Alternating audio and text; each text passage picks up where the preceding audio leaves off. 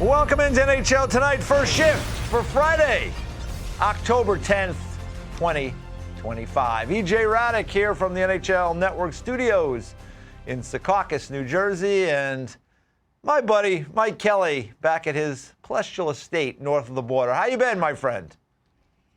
I'm good, EJ. It is not that. It's where every analytics guy should be, in his basement. So everything is good, my friend. I'm glad to have hockey back. Yes. We had a big night last night. We had the first big night around the NHL with 14 games, 28 teams playing, 19 teams making their debut on the season. I get my guy JD Lindberg back today. Good to see you, Age. Yeah, nice to see you as well. You were not with us yesterday. No, I was working with Kells up on Prime Coast to Coast for our Canadian friends on Amazon Prime. But Age, wardrobe department checked in with me. Okay. What's up? What's going on with the shirt Well, today? I am repping the 200 Club of Ocean County today with the shirt. They are dedicated to supporting the families of police, fire, EMS, families where like those individuals were either killed or seriously injured. So they do great work in Ocean County, New Jersey. So shout out to Sean and everyone there. And so with that, let's get to first things first. Come on, hit the button.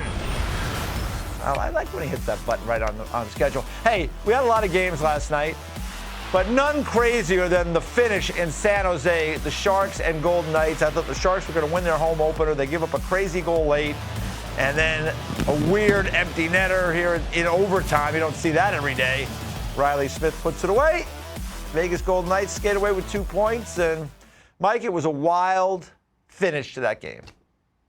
It was. We see maybe not to that degree of craziness, but early in every season we see crazy, weird games and finishes, and it's part of what makes it fun. But yeah, and you know what? My first thought was like, that's too bad for San Jose because they played a really good game They did against a really good team. Yep. Yeah, and look, this is a 20-win team from last year, but this is a team that I think like they're going to be a lot better this year. You know, it's not like they're going to make the playoffs necessarily, but and that's just, man, that's a tough way for it to happen.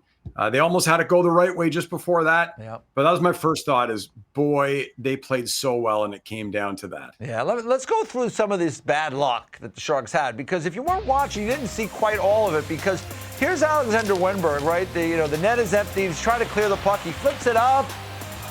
He hits the scoreboard. I mean, how many times do we see a puck hit the scoreboard, Mike? Not often. Not often, right? So that now, faceoff comes back in the zone. Okay, that could have been out. But you know what? They get control of the puck here. And the puck is going to come to 72, William Eklund. I think he makes a great play, very casual, gets it up, gets it to Foley, gets it back. He's going in. Great play there by Eichel, diving. You see Theodore. Like they almost scored. And as I'm watching this, it's like, oh boy, when you almost score into an empty net, that's not good. But I did not expect this.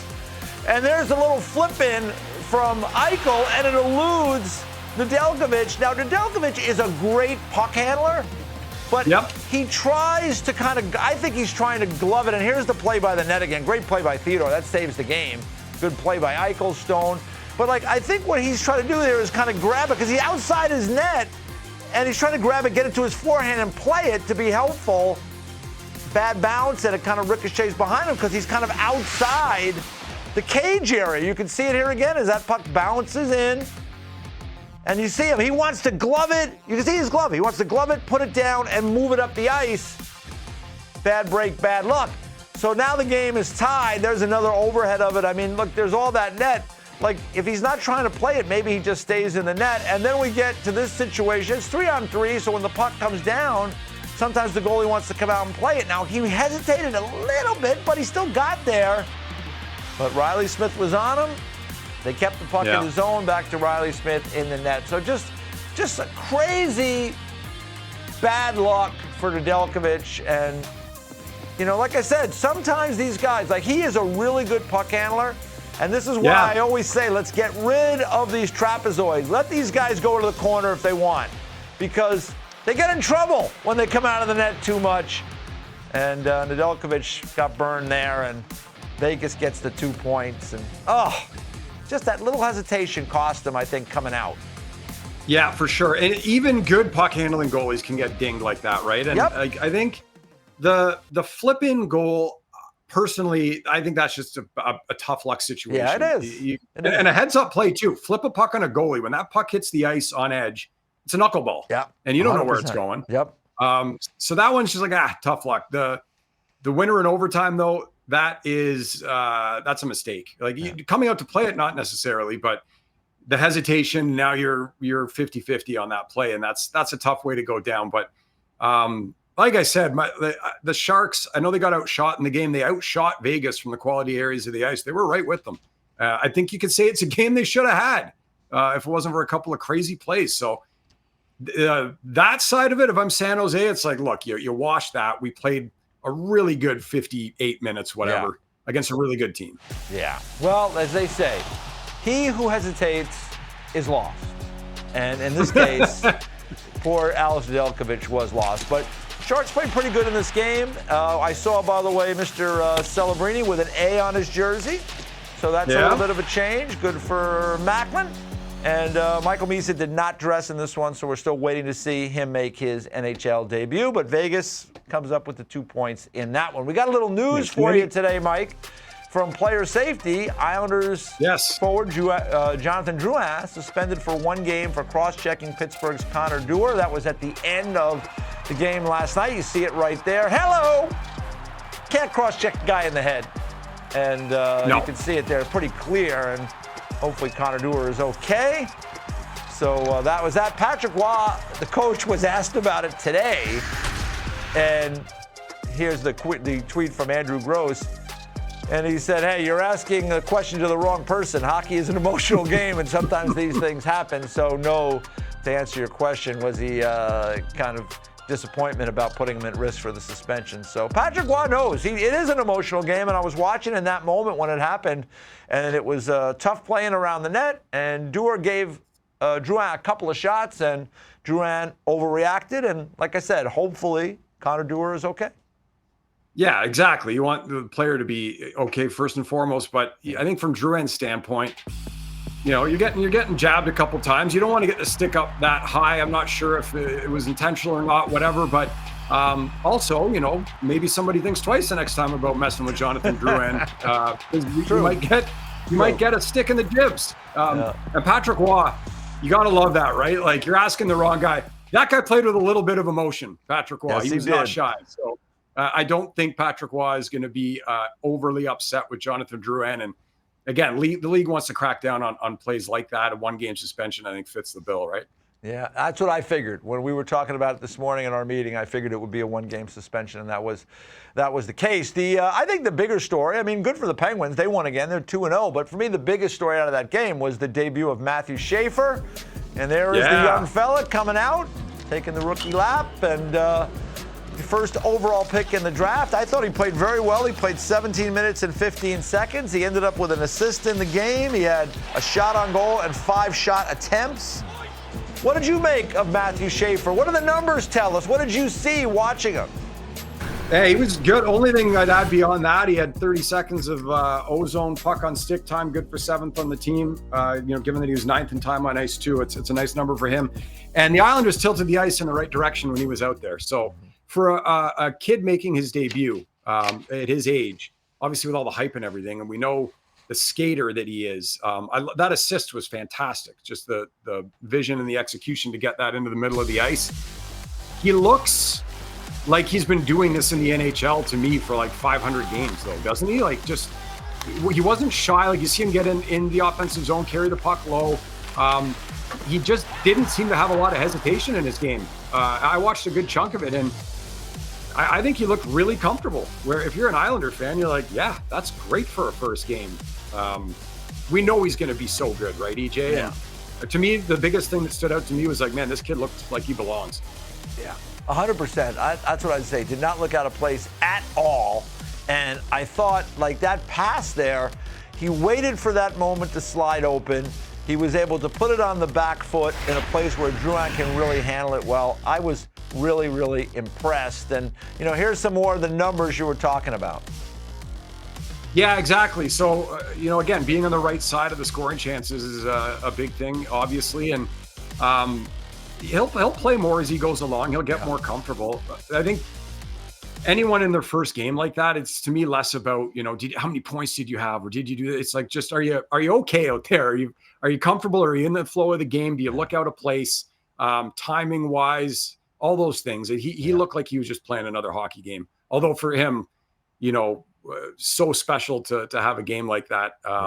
Make your NHL debut, obviously. It couldn't have been lost on him either. Yeah. That you're looking across the ice at some of the best to ever do it. That's pretty cool. Yeah, no question about it. And his dad and his brother were there. And like I said, I thought he played great. They got their home opener on Saturday against the Capitals. So hopefully more good things for Matthew Schaefer, as I've said many times. Mm-hmm. I'm a big fan of that young guy. He's been through a lot already in his life. He's got a magnetic personality. I think he's someone that really will, hockey fans will be just attracted to. So I'm really excited he played well in Game 1, and I'm hoping he keeps it rolling. As for the other side, you mentioned all those great players. It was the Penguins' home opener, and guess what? Sidney Crosby and Evgeny Malkin were a big part of things. Malkin had 3 assists in the game, and he's off to a great start with 5 assists, and the Penguins 2-0 with this kind of new-look group they've got. I know. I wouldn't have seen this coming. I mean, there were people saying this is like the only team in the league that's kind of not playing for anything this year, which, tell these guys that, right? That's tell right. Sidney Crosby that. So, I mean, look, it's a great start. It's a great story. We'll see where it goes with 80 games left. But a couple things that stand out to me, first of all, is their top guys like Crosby and Malkin, especially. Malkin looks like he's 23 again. Yeah. Crosby's Crosby. We know what he's going to do. He's fantastic. But Gino's got 5 apples already. Justin Brazeau. 3 goals. This guy's been outstanding. 3 goals. 3 goals. 2 games. He's leading the NHL in shots from the inner slot right around the net. He's got 5 of them already. Process-wise, good. He's getting good looks. He's burying them. That's great. We don't think he's going to score 100 goals this year, but things are going well for him. Rickard Rakell's playing with a lot of pace. Defensively, whatever, we'll see with Pittsburgh. Offensively, if I'm a Penguins fan, this is what stands out to me. And I know it's a couple of games, right? Yeah. But you're scoring 3.5 goals a game. That's good. Your expected goals, so the process behind it is even better. Almost 5 goals a game.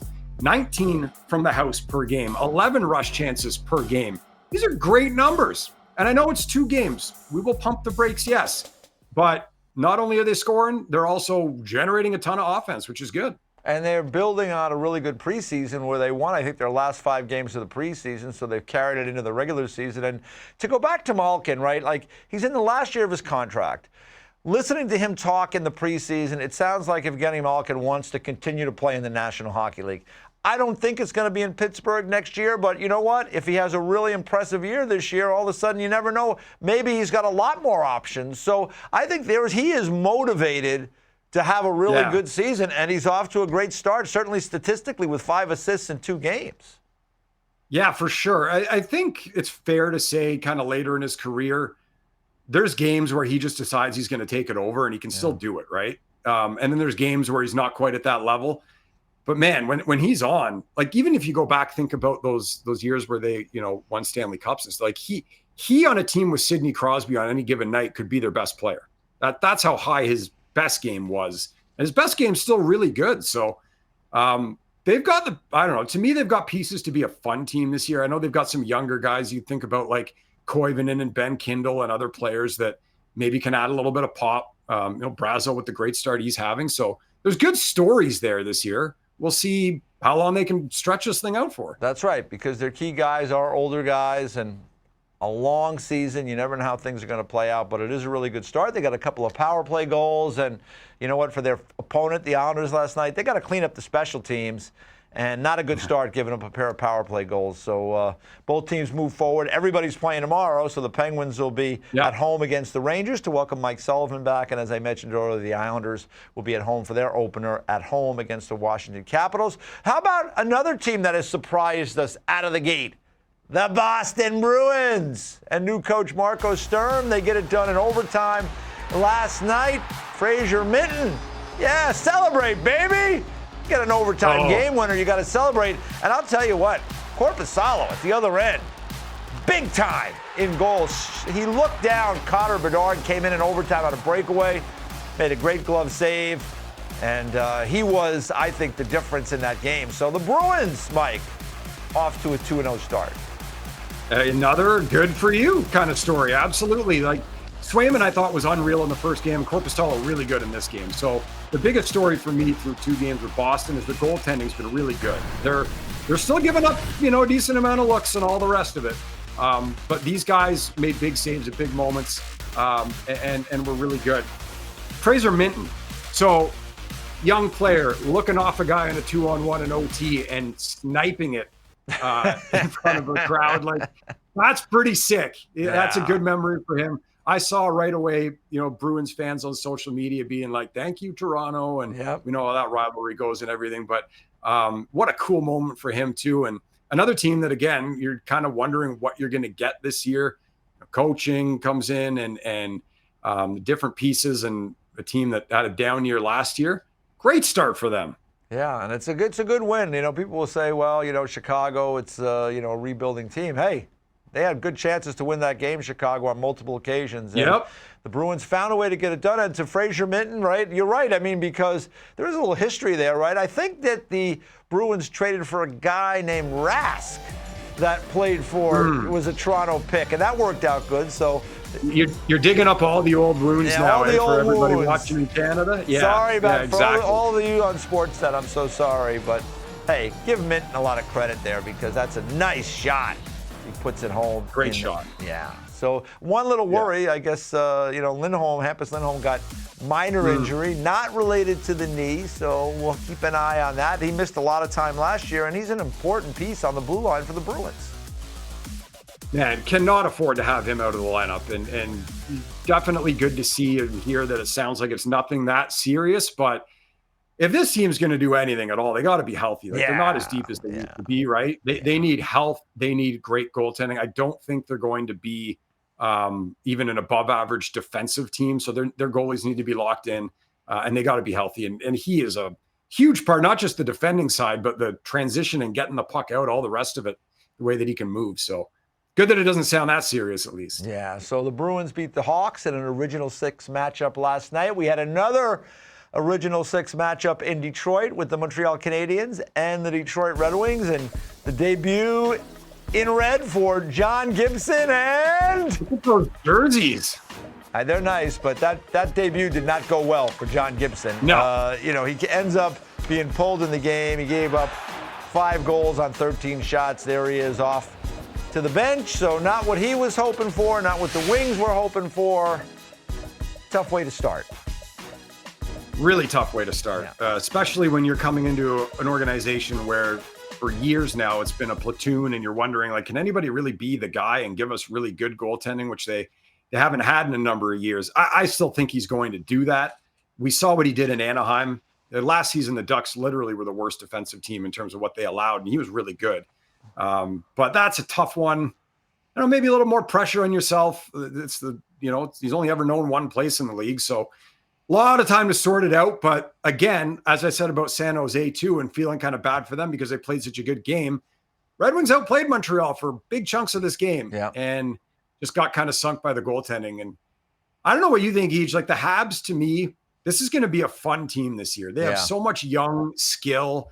They're going to give up goals. They're going to score goals. I don't know how many games they're going to win, but they're a top 3, like, fun team to watch, I think, in the league this year. I agree with that. I mean, Demidov shows up there now in his first full season as a rookie there. Zach Bolduc, they got him from St. Louis, still a young player. He's already got a couple of goals. I liked that trade when it happened. I was impressed with him last year in St. Louis. So another good player. Noah Dobson had an assist last night for the Canadiens. So you're right. I think they're going to be fun to watch. And they've had the Red Wings number. And, like, these are, people say it's opening night.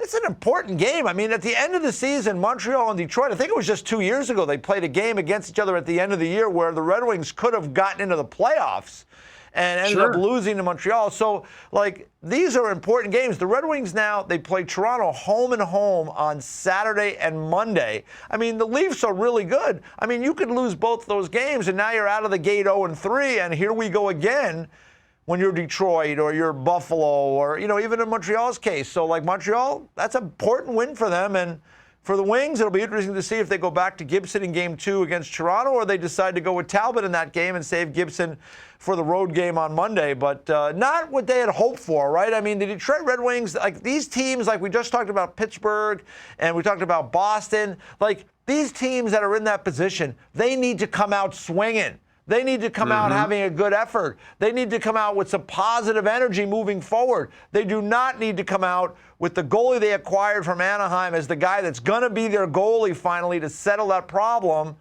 getting pulled after 13 shots, giving up 5 goals. 100%. And that is tough. You think about, too, like you mentioned the 2 games against Toronto. So now we're talking about 3 divisional games, right? So it's not just points you've given to Montreal here with the 2. That's 2 divisional points against a team that, if you want to be a playoff team, will probably be right there with you. And then you think about, like Nashville last night comes back, wins a period, wins a game that they were outplayed for 40 minutes. They had the terrible start last year. You win a game like that in your first game, get the good mojo going. Of course. Ottawa with the comeback win against Tampa Bay. They've always had bad starts. Get the good mojo going. So, look, Detroit can still do that. Go into Toronto, play the home and home. Take 3-4 points out of that, and you're feeling good again. Yeah, no question about it, but wasn't the night they wanted in the debut. We will see if they can get turned around on Saturday at home against the Leafs. When we come back, we have no games on the docket tonight, but everybody's playing tomorrow night, and we're going to look at some of the big games, big moments coming our way on Saturday with 16 games, 32 teams. That's next on First Shift.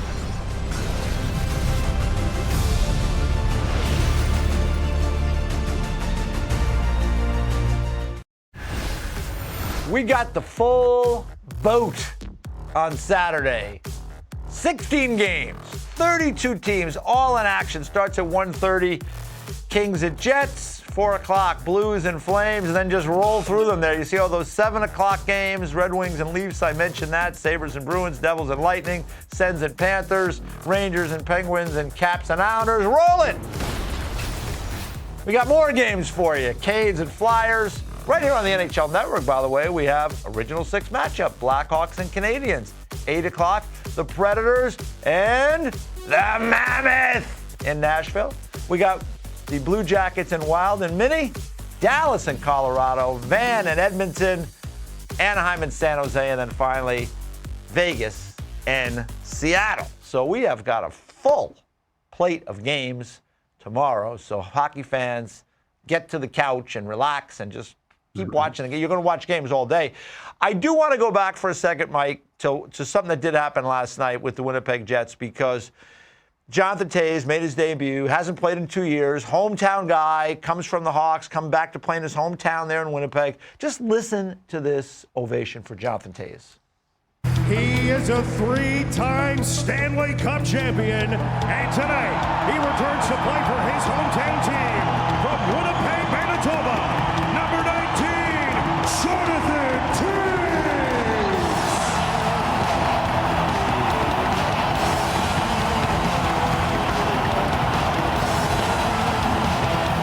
Wow. Gives me like goosebumps. That was awesome. I mean, great job by the PA announcer there, and the crowd was really responsive to Jonathan Toews. I mean, special moment, Mike. PA announcer sold it real nice. So yes, hats off. That was good. 3-time Stanley Cup champion. It was so cool. Like, you think about, people, hey, was Crosby going to stay in Pittsburgh? Would he ever go to Montreal, his hometown, that kind of thing? Like, Jonathan Toews is a 3-time Stanley Cup champion. He's won major individual awards. The 2010 Olympics, when Crosby scored the golden goal, Toews was actually named the best forward of the tournament. His resume is unreal. He's going to a hometown. Somehow I feel like the story should be even bigger than it is, especially what he's come back from. So really cool to see him get that kind of pop in Winnipeg, and you knew that he would. It's probably going to take him, 10, 15, maybe 20 games to really get back into it. But it was just really cool for me watching him as a Winnipeg Jet. That's awesome. Yeah, it was exciting. And he played more than I thought. He played 18 minutes, 19 seconds in the game. He did not have a point. He was 47% on the draws. He had 3 shot attempts in the game. And, he was out there at important moments in the game, late in the game when they were trying to tie it. So, I think you're right. I think it will take some time. And my concern is, can he play at the level that he needs to play at to be helpful on this team. And we always wonder that with an older guy who hasn't played in a couple of years. But he looked okay last night. And like I said, more ice time than I thought. Yeah, well, the only forwards on the team that had more ice time than him were the 3 top line guys. Yeah. So I agree. Like he played a good chunk. I was really curious going into that game to see how that second line would do with Nyquist and Chibrikov, who I think like Nikita might be a little offensive pop for them. They didn't do great together. And the line started to go in a little bit of a blender. Like the top line, Scheifele, Velarde, they played together forever. They played more minutes together than any line in the league last year, scored more goals than any line in the league last year. Kyle Connor, sorry, we shouldn't forget him on that line. Scored a hat trick. The money man. Yeah, the money man, big money man now. So anyways, everything else kind of went into a blender throughout the game. No other line played more than 5 minutes. So we'll see where Taves ends up feeling comfortable with who, et cetera, as you go. But to your point, I didn't see 18 minutes coming, and good on him for a first game. Yeah, so Kyle Connor did have a hat trick in the game, celebrating that new contract, much in the same manner that Jack Eichel celebrated a new contract with points and an impressive performance, at least from an individual standpoint. So congratulations to Kyle. And remember last year, the Jets opened the season with all those wins in a row, right? This year, right in game 1, they were behind 5-1. They ended up rallying, but came up a little short. So a good win for the Dallas Stars. So this brings us to tomorrow. It opens the whole schedule of games tomorrow in Winnipeg, 1:30 Eastern Time, the Kings and the Jets. And remember, these are the two teams that made that big trade a couple of years ago, right, where Velarde ended up coming from L.A. to Winnipeg and has been such a big part of things. I mean, what do you make of this matchup?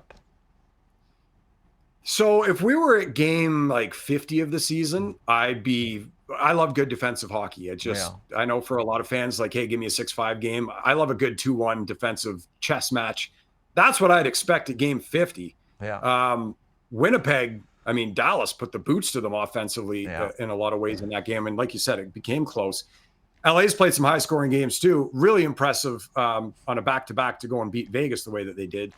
So I think we're in the squirrely part of the season when normally I'd be like, it's going to be a sick 2-1 game, kind of first mistake loses type of game. But I don't know what to expect now with these two typically strong defensive teams this early in the year.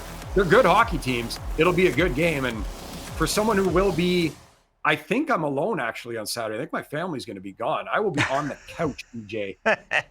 1 o'clock through, baby. So this is a good one to kick it off. Oh, yeah. I'll be interested to see, like this year, Brandt Clarke in L.A. I mean, he came up with that really big play the other night against Vegas, scoring a goal. I think he's got a lot of talent. Is he going to make mistakes as a young defenseman? Sure. But the L.A. Kings, they need to hand it over more to the Byfields and the Clarks, especially Brandt Clarke. Let him go, turn him loose.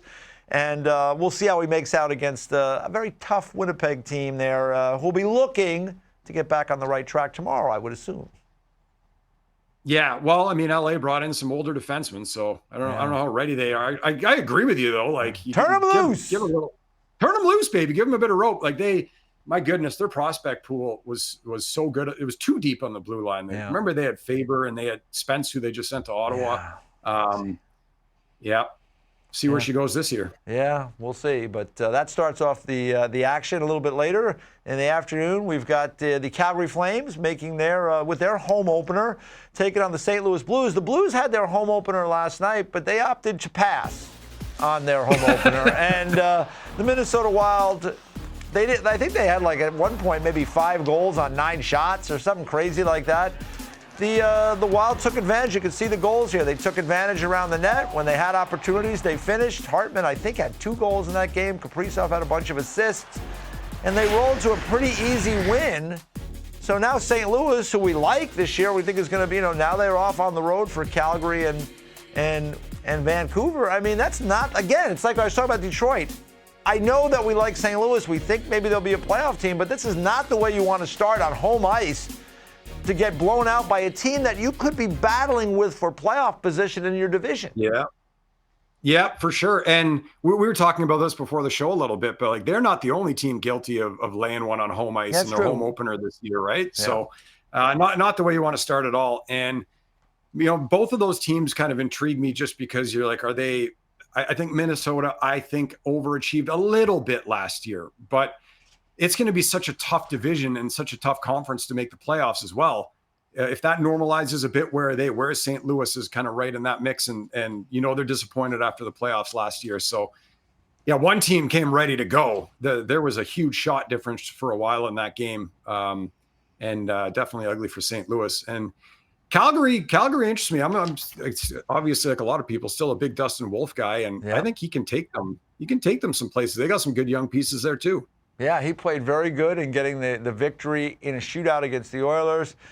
They were a little bit second of a back-to-back. I was surprised actually he played in the second of a back-to-back, and they got handled by Vancouver, I think, pretty good in that game. Vancouver got off to the lead and kind of was able to win 5-1 with a couple of late goals. But, Calgary's, you can't sleep on them. They play hard night after night. So the Blues, they better bring their skates and be ready to go. Unlike what they did on opening night, it's going to have to be way better. And one other thing about the Wild before we move on is they're playing that game without Brodin, who's one of their really best defensemen, best defensive guys, right? Yep. And Noah Zuccarello, who's out for a while. So still they went in there. That's an impressive win for Minnesota. So, we'll see if that carries over as they have their home opener tomorrow night against the Columbus Blue Jackets. Let's talk about... Gus Bus was on fire too, so there's that.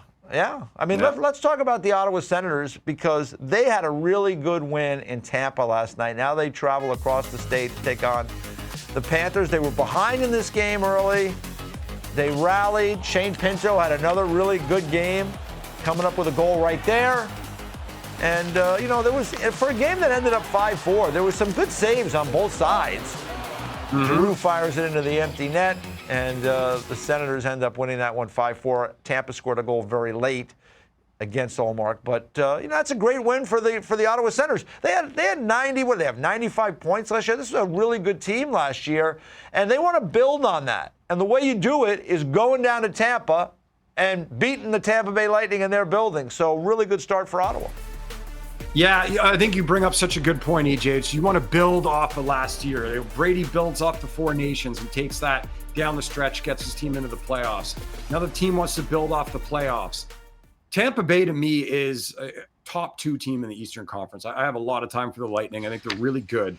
And to come back from 2 multi-goal deficits in their barn, hats off to the Ottawa Senators. There's people in the market in Ottawa saying, that's not the kind of win they would get last year. Yeah. And this team, are they more mature? Are they more battle tested now, given what they've been through? Maybe. Like Jake Sanderson, unbelievable game. Him and Zub were terrific. Pinto, a phenomenal game with the points he had, but squeezing Hedman off the wall and the empty netter. Yep. A lot to be excited about if you're in Ottawa as a team that can definitely compete for a playoff spot, but maybe compete for a top 3 spot in a pretty tough division. Yeah, I'm with you on that. I mean, we've been waiting on the Ottawa Senators. They've had some things there, ownership problems in the past, and, that all got sorted out now. And these young players, I think, are ready to take a step. I love the addition of Dylan Cousins last year from Buffalo. He scored last night. Ullmark, I believe, is going to be solid in goals. So it's on them now. They have the ability. We'll just see if they can bring it night after night. They got another challenge tonight against the Florida Panthers, the champs have opened up with a 2-0 start to the season. We know that no Barkov, no Matt Tkachuk. But still, the Florida Panthers, I mean, they're still loaded. They still have a lot of really good players. And my guy, Anton Lundell, had a goal the other night. I think he's going to be an important player for Florida. Yeah, a little mini Barkov out there, Anton Lundell. Is you almost want to wonder, like, what has to be missing? How much has to get taken away from that team for them to actually not be great? Because they just keep doing it no matter what, right? Yeah. I give a lot of credit to the coaching staff, the way they have that team play. I don't want to say you can afford to miss guys, especially key guys like that, but the way they play is very difficult. They get pucks in, they get on you. They're just nasty to play against, and they still have a good chunk of skill on that team. So, look, I picked Tampa to beat them in the first round of the playoffs last year. They had injury troubles. Tkachuk came back. He hadn't played in a while. I said, can you flip a switch? It's hard to do. Maybe not. Well, yeah, they absolutely did. So I'm assuming they're going to go 82-0 until they show me something different, EJ. I don't know about you. I don't know if I'm going there, but I do think they will. It depends a lot on injuries with the rest of the season. I mean, last night Kulikov got dinged up. Paul Maurice had no update on that as of this morning, so we'll have to keep an eye on that. But should be a good one tomorrow. Usually the battle of the Tkachuks. Obviously Matthew out for a while, but Brady will be there looking to do a little damage in South Florida as the Senators and Panthers face off tomorrow at 7 o'clock. When we come back, we're going to take a deeper dive into the schedule. Little game for you, edge work. Who has the edge in some of these games tomorrow? That's next on First Shift.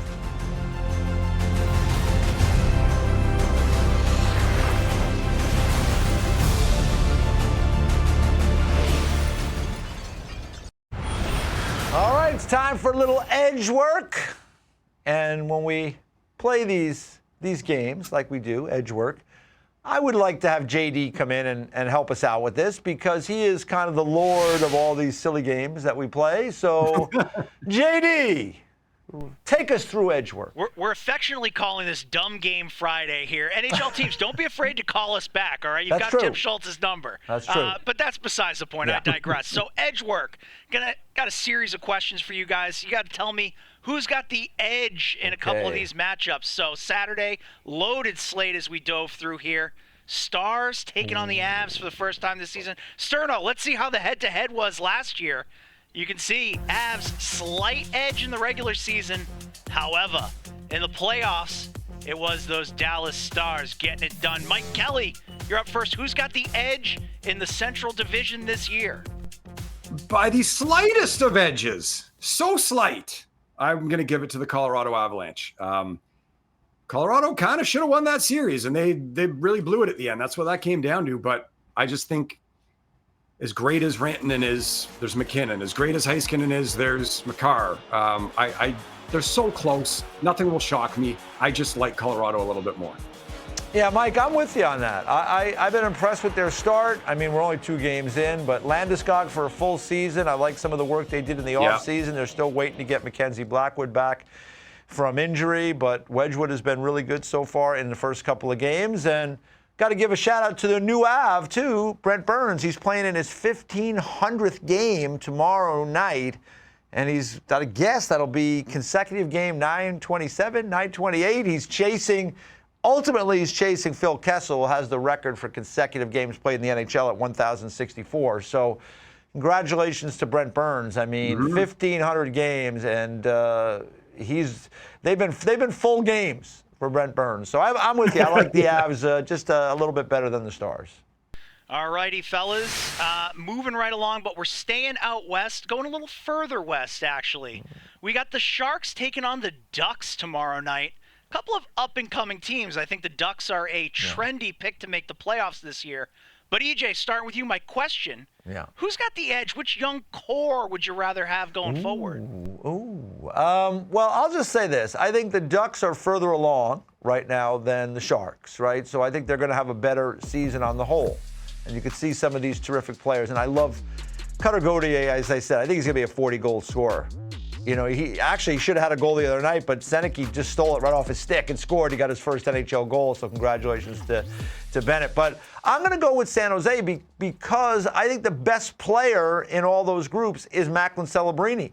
So for me, Celebrini's the guy I can put that stake in the ground. He's the best of the group. Misak's yet to play it, but he's going to be a good one. Dickinson, Smith, you see the guys there. So for me, based on Celebrini, I'll take the Sharks. We don't talk about this before the show. It wouldn't be any fun if we did. It's not like we coordinate this. No, CJ, we do not. I'd love to make good television here. I don't even like talking to you on the air, more or less off the air. Well, there you go. Yeah. I know if this was your buddy Dan Rosen, he'd just take the other team and go at it with you because he likes to be combative. That's with true. You. But I'm going with the Sharks too. And you took the words out of my mouth. Celebrini is the best player. I think the sky is the limit for him. Yep. Sam Dickinson on the blue line. Askarov's still young. The Ducks have great pieces. I'd be really happy if I was a Ducks fan. I'd be really happy if I'm a Sharks fan right now. The one thing I will push back on, all the talk about the Ducks, maybe they make the playoffs this year. I still think they're a little ways away. I agree with that. Like I said, they were the worst defensive team in hockey last year, masked to some degree by excellent goaltending, of which one of the guys is gone. Yeah. And you don't go from that to the playoffs in the Western Conference in a year. And to me, no matter how many good young players you have. Yeah, and the special teams were not very good last year, so we'll see if they can clean it up. I think they're going to improve, but I don't know. They made a 22-point jump last year, so I'm with you. I got to see it still. Yeah. All right. Yeah, JD. good young team. One last one here in the One more. Edgeworks section of our program. We got the Mammoth, as you love to say, each taking on the Predators, a battle of prehistoric creatures. Kells, which of these two clubs is more likely to make the playoffs this year? Who has the edge in a playoff chase? I think a Mammoth could take down a Predator in real prehistoric life. It's bigger, so I'm going to say the Mammoth. I actually do believe that, though. Utah's the team that I thought kind of might be that team in the West to make the jump into the playoffs, and they got some points to make up to do that, obviously. But a good young players, Peterka should help them score. Gunther's already got one, man. That one timer, he likes to let it fly. So I think they're a little closer, but I think Nashville will be considerably better than last year. Yeah, and I agree with that. Nashville will be. Listen, Mike. They have to be better than last year, right? I mean, like, there's no going the other way. I mean, everything that could go wrong last year went wrong, Yes. and I don't see that. And the good news for them is that Saros, 37 saves last night on 38 shots in the home opener. I'm going to take Nashville because of Saros. Like, who's likely to make the playoffs? Okay. I don't love the goaltending for Utah. And, like, a lot of people have been, you just talked about Anaheim. A lot of people, Utah, Dan Rosen had them, like, 12th on his list yesterday. Another example of how wrong he is about most things. But, like, I want to see it from Utah. Like, this goes back to when they were in Arizona. Yeah. Last year they moved to Utah. There was no more excuses. They're in a great ownership, new place, a lot of excitement. I thought that was the year for a jump. It didn't happen. So we'll see if they make a jump this year. But if I have to choose here, I'll take Saros. I know he's at least been in the playoffs before. All righty, fellas. Good job with one game. What do you say we play one more? Why not? Sterno, hit it. When we come back, it's a first shift favorite. Guys, take it over now. When we play first word, it's Dumb Game Friday continues. Elias Pettersson. We're going to get weird on a Friday.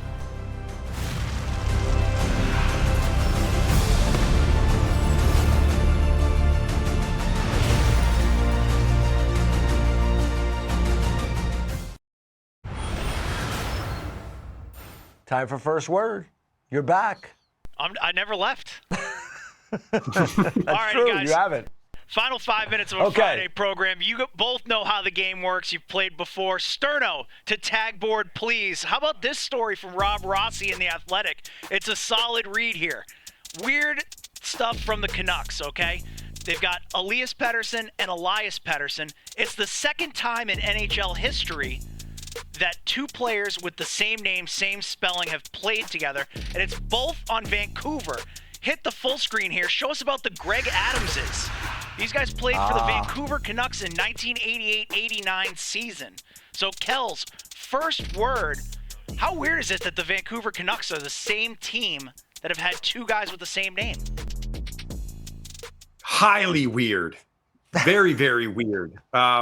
The Greg Adams, I remember the player Greg Adams. It's getting a little before my time, but I remember. The Elias is, maybe that's how you separate them. I don't know. To my knowledge, I have some friends in Sweden. I've been over there.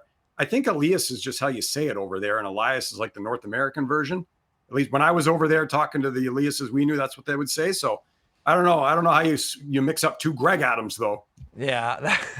I remember Greg Adams, one of them was really good. The other one was less good. Let's just put it that way. Now Mike broke the rule a little bit. He gave us two words. So, I know what he was going with. I know where you were going. I'm just going to say bizarre. Because it's one thing to have the two guys with the same name, but the same franchise having that happen? Bizarre. Alrighty, we talked about it a little bit earlier in the program, but how about this? It was a good night to be a first overall pick last night. Check out font 2 here, Sterno. Look at this. Obviously, we talked about Matthew Schaefer. He got his first point in the National Hockey League. But then Connor Bedard, Juraj Slafkovsky, Lafreniere, Jack Hughes, Nathan McKinnon, Taylor Hall, Patrick Kane, Sidney Crosby, all on the score sheet. Each, first word for the first overall pick's performance last night. Expected. This is what they're expected to do. is to put up points and put up goals. I mean, and you know what? I can remember years ago, Bob Gainey, when he was the general manager of the Dallas Stars, they were looking for players. He took out the old record and guidebook, and we looked at the point scores. He pointed to them, and he just said, all right, here's the leading scorer, first pick. Here's the second leading scorer, first pick. Here's the third leading scorer, second pick. Here's the fourth leading. There's very few free agents or, undrafted guys that are on those lists. So first overall picks, the scouts, they usually get it. Expected. My first word, I won't break the rule this time, is agreed. It is expected, EJ. I totally agree with you. Well, I'll say this, of course they're going to score points. They're first overall picks. That's what they do. And Michael Bunting talked about this after he scored last night. He's like, if you don't get one for a couple games, it can start to drag on you. And even that's true of elite players. So expected, good to continue going for all these guys. Get some points early. Feeling the flow, feeling good. Feeling the love. All right, you guys, another one for you here. Among the 16 games tomorrow, you mentioned it, but we didn't really dive too deep into it. Mike Sullivan and the Rangers are going to be in Pittsburgh. Kells, first word for Mike Sullivan returning to where he won 2 Stanley Cups. Excited. I'd be excited if I was Mike Sullivan, not just because you're coming in there and you can get this done early. Your team's 2-0. You're buzzing a little bit. Or the team you were playing is 2-0. They're buzzing a little bit. But you're Mike Sullivan. You're like, this is our group. The first game the Rangers played was awful. It looked exactly like the Rangers from last season. And you want to get off of that as fast as possible, right? You want to park that, get it in the rearview mirror. So you play your old team early. They're 2-0 to start the season. This is an exciting opportunity if you're Mike Sullivan. Revenge is what we want. Revenge, because let's face it, I think Mike Sullivan was kind of pushed out of there a little bit, and he's happy. He went to New York, got a big contract, but he just lost the other night his home opener to the Penguins, and Dan Muse, who came over from the Rangers, going to kind of an odd juxtaposition, but I'm going to say revenge. Mike Sullivan wants to go to Pittsburgh and win on Saturday night. No Final doubt. 15 seconds of the show, fellas. Real quick word. Avs teasing the Nordiques jerseys. EJ. Love it. Love it. That's that hybrid words. Nordiques Avs look. I love that jersey so much. It's awesome. Almost as good as the Canucks skate. Bye.